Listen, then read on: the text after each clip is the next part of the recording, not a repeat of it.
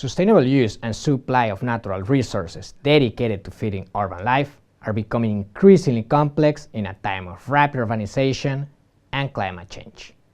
In this clip, I will explain the importance to look at natural resources provisioning in cities from a more integrated perspective. Cities require large amounts of resources flows such as water, energy, and food to fit in processes of provisioning in order to provide with services to their inhabitants. The provisioning of these resources has been characteristic for seeing resources flows as just inputs and outputs getting in and out of cities without really reflecting on their possible synergies and trade-offs. Practitioners, policy, and decision makers have often treated water, energy, and food as separate domains while ignoring their interconnectedness.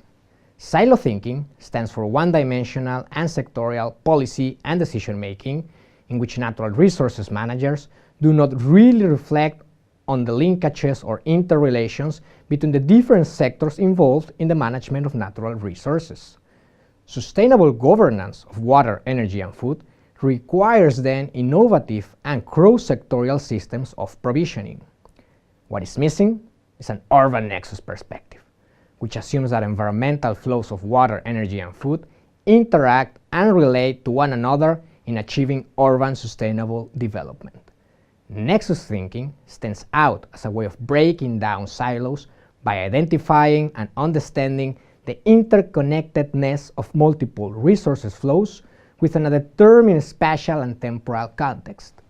Cities, in their quest towards more sustainable development, can benefit by understanding how their resources systems interrelate and how they can identify and break down silos of policy and decision making.